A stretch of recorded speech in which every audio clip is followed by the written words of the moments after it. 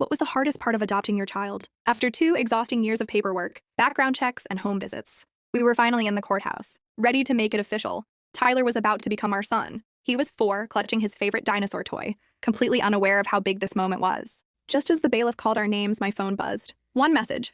I know what you did to get that baby. I froze, my hands went cold. I showed my husband and his face drained of color. Before we could even react, the courtroom doors swung open. A woman I'd never seen before walked in looking determined, with a sharp-suited man right behind her. Your Honor, she called out, I need to speak before this hearing continues. The judge looked confused. Ma'am, this is a private adoption proceeding. I'm Melissa Reeves, she said, and they stole my grandson. Everything stopped. Tyler clung tighter to my leg, sensing the tension. The judge looked straight at us. Is there any validity to this claim? My husband stepped forward. No, Your Honor. We've had legal custody since Tyler was 14 months old. His birth mother willingly gave up her rights. She was my daughter, the woman said, her voice cracking. She died 6 months ago. I only just found out she had a son. The judge called a recess. We were ushered into a small room where our lawyer immediately pounced. Did you know she existed? He asked us. No, I said. The agency told us there were no living relatives. Then my husband cleared his throat. They didn't do a full search, he admitted. They kind of skipped that part. To speed things up, I turned to him stunned. What do you mean they skipped it? He looked at me with guilt all over his face. We paid extra for a fast-track adoption. After the miscarriages, the heartbreak. I just wanted to give us a shot at being parents.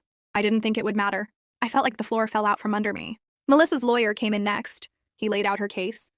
Letters the birth mother had written but never sent, ones that talked about Tyler. She'd found them after her daughter passed and hired a private investigator to find out the truth. My client isn't trying to take custody, he said. She just wants to be part of his life. Visitation, at the very least. She's a stranger, I snapped. She's his family, he replied. And if this goes to court, you risk losing him completely.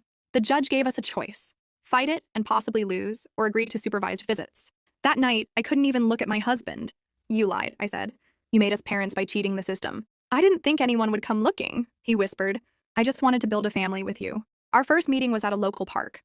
Tyler hid behind me when she arrived. She didn't push, just sat down and started building a sandcastle. Slowly, he inched over. She looked at me and said, He has her eyes. Everyone used to say that. I finally saw it, those same deep brown eyes just like Tyler's. It hit me hard. I'm not trying to replace you, she said softly. I just didn't want to miss out on him. Over time, we found a rhythm. Tyler began to look forward to her visits. She brought photos, stories, pieces of a past I couldn't give him. But the hardest part? It wasn't the visits. It wasn't even forgiving my husband. It was the day Tyler looked up from a photo album and asked, Was my first mommy bad? Is that why she didn't keep me?